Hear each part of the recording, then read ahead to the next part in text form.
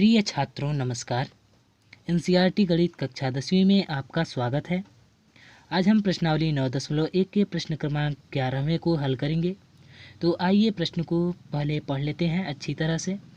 तो दिया गया है, एक नहर के एक तट पर एक टीवी टावर ऊर्ध्वाधर तक खड़ा है। टावर के ठीक सामने दूसरे तट के एक अन्य बिंदु से टावर के शिखर का उन्नयन कोण 60 अंश है। इसी तट पर इस बिंदु से 20 मीटर दूर और इस बिंदु को मीनार के पाद से मिलाने वाली रेखा पर स्थित अन्य बिंदु से टावर के शिखर का उन्नयन कोण 30 अंश है। देखिए आकृति 9.12 में। और टावर की ऊंचाई और नहर की चौड़ाई ज्ञात कीजिए। तो हमें टावर की ऊंचाई और नहर की चौड़ाई ज्ञात करना है। तो चित्र के माध्यम से जो इस प्रश्न के साथ दी हुई है, तो यहाँ पर आप देख सकते हैं ए बी एक टावर है जो इस नहर के एक तट पर बनाई गई है और दूसरे तट पर स्थित एक बिंदु से इसके शिखर का उन्नयन कोण 60 अंश दिया गया है। टावर के शिखर का उन्नयन कोण 60 अंश दिया गया है। उसके बाद इस बिंदु से 20 मीटर दूर कोई अन्य बिंदु है। 20 मीटर दूर, इसके बीच की दूरी 20 मीटर हमने दर्शा दिया है और इसके जो टावर है इसके शिखर का इस बिंदु से इस टावर के शिखर का उन्नयन कोण 30 अंश दिया हुआ है। तो हमें क्या करना है, BC यानी नहर की चौड़ाई ज्ञात करनी है और AB यानी जो टावर है ऊर्ध्वाधर तक खड़ा है उसकी ऊंचाई हमें ज्ञात करनी है। तो इस प्रश्न में आप देख सकते हैं यहाँ पर 20 मीटर दूर इस बिंदु को मीनार के पाद बिंदु से मिलाने वाली रेखा पर स्थित पाद से मिलाने वाली रेखा ये है। ये रेखा इसके शिखर का उन्नयन कोण 30 अंश दिया है। तो चलिए सबसे पहले हम भाषा लिख लेते हैं। तो यहाँ पर BC एक नहर है और AB एक टावर है। तो हमने मान लिया BC की चौड़ाई x मीटर है और मीनार की चौड़ाई h मीटर है। उसके बाद CD जो है 20 मीटर दी गई है और कोण ADB बराबर 30 अंश है और कोण ACB बराबर 60 अंश है। तो यहाँ पर भाषा हमने लिख लिया।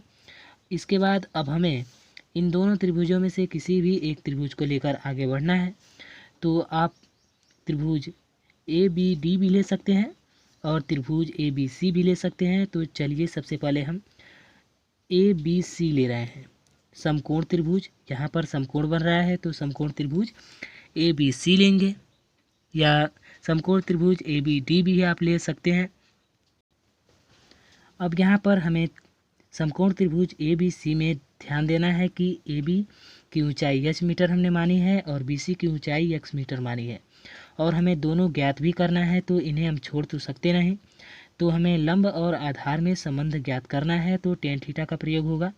तो यहाँ पर लिख लेते हैं tan थीटा बराबर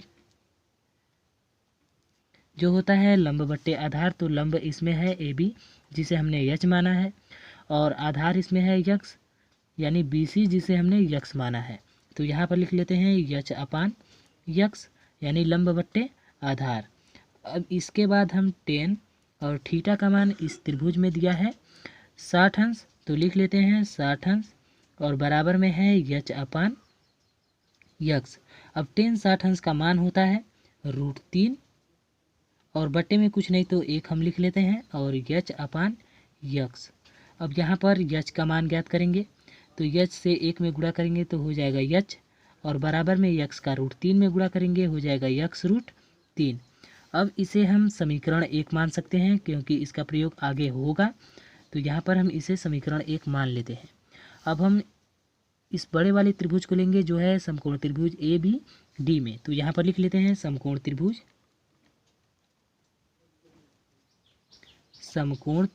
ABD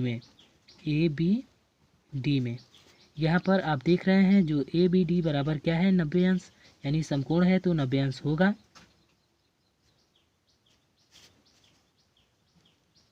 अब इसमें भी हमें लंब और आधार में ही संबंध ज्ञात करना है, कर्ण से तो कोई मतलब नहीं है। तो इसमें लंब है AB और आधार है BD पूरा। तो पूरे BD को हम लिख सकते हैं 20 + x यानी CD + BC। तो C D plus B C को हम 20 प्लस यक्स लिख सकते हैं। तो लंब और आधार में हमें संबंध ज्ञात करना है तो टेन थीटा का ही प्रयोग होगा इसमें भी। तो चलिए, तो यहाँ पर हम टेन थीटा का प्रयोग कर देते हैं। टेन थीटा बराबर होता है लंब बट्टे आधार। तो यहाँ पर लंब है ए बी जिसे हमने यच मान रखा है, तो यहाँ पर हम डायरेक्ट यच लिख देंगे और बट्टे में आधार यानी बी डी को हम लिख सकते हैं direct B C plus 20 plus यक्स। तो लिख देंगे इसे 20 प्लस यक्स। उसके बाद टेन थीटा का मान है 30 अंश, बड़े वाले त्रिभुज में थीटा का मान 30 अंश है, तो बराबर में अब हम यच अपान 20 प्लस यक्स लिख देते हैं। और टेन 30 अंश का मान होता है 1/√3 और बराबर में यच का मान यहाँ पर हमने ज्ञात कर लिया है। यच बराबर होता है यक्स√3, तो डायरेक्ट लिख देते हैं यक्स√3 और बट्टे में 20 प्लस यक्स। अब हम इसमें क्रॉस मल्टीप्लिकेशन करेंगे तो यहाँ पर यक्स√3 में √3 का गुणा करेंगे तो हो जाएगा यक्स√3 और गुणे में √3 बराबर में 20 प्लस यक्स का 1 में गुणा करेंगे तो वही संख्या उतर जाएगी। उसके बाद अब यहाँ पर आप देख रहे हैं √3 में √3 से गुणा करेंगे तो 3 बाहर चला आएगा तो हो जाएगा 3 यक्स और बराबर में 20 प्लस यक्स। अब यहाँ पर 3 यक्स है और प्लस यक्स को पक्षांतर कर देंगे इस पक्ष में तो माइनस यक्स हो जाएगा बराबर में 20। अब 3 यक्स में से केवल यक्स घटाएंगे तो बचेगा 2 यक्स और बराबर में 20। इसके बाद यक्स का मान ज्ञात करना है तो 2 को पक्षांतर करेंगे तो 2 गुणे के रूप में है, इस पक्ष में आएगा भाग हो जाएगा। अब 2 से काट देंगे बराबर में 10 हो जाएगा, तो यक्स का मान जो है 10 मीटर आ गया। अब आगे यहाँ पर हमें यक्स का मान ज्ञात हो गया यानी नहर की चौड़ाई मालूम हो गई। अब हमें ज्ञात करना है ए बी यानी ऊंचाई। तो ऊंचाई ज्ञात करने के लिए हम समीकरण 1 में क्या कर सकते हैं, यहाँ पर समीकरण 1 में यक्स के मान को यदि रख दें तो ऊंचाई हमें क्या होगी मालूम हो जाएगी, क्योंकि यक्स तो हमें प्राप्त हो गया। नहर की चौड़ाई तो हमें जो मीनार की यानी टावर की जो ऊंचाई है उसे ज्ञात करना है, तो समीकरण 1 में यक्स के मान को क्या करेंगे पुट कर देंगे। तो चलिए हल करते हैं। तो यहाँ पर हमने लिख लिया पुनः समीकरण 1 से जो है यच बराबर यक्स√3। तो यहाँ पर यच बराबर यक्स का मान है 10, तो 10 हो गया √3। तो इस तरह से जो है यहाँ पर टावर की ऊंचाई हमें मालूम हो गई 10√3। तो यहाँ पर हम लिख लेते हैं जो जो हमें मालूम हो गया। तो यहाँ पर हमने लिख लिया अतः टावर की ऊंचाई 10√3 मीटर तथा नहर की चौड़ाई जो क्या है 10 मीटर। तो इस तरह से यह प्रश्न हल हो गया। अब इसका आप स्क्रीनशॉट ले सकते हैं, यहाँ से लेकर यहाँ तक पहला स्क्रीनशॉट, फिर ये दूसरा, फिर ये तीसरा और ये। तो अगर यह प्रश्न आपको समझ में आया हो तो इस वीडियो को लाइक, सब्सक्राइब और कमेंट ज़रूर करें। और इसका पहले का क्वेश्चन यानी 10वां क्वेश्चन आपने यदि नहीं समझा हो तो इस वीडियो के डिस्क्रिप्शन में उसका लिंक दिया गया है, आप वहां से जाकर समझ सकते हैं। धन्यवाद।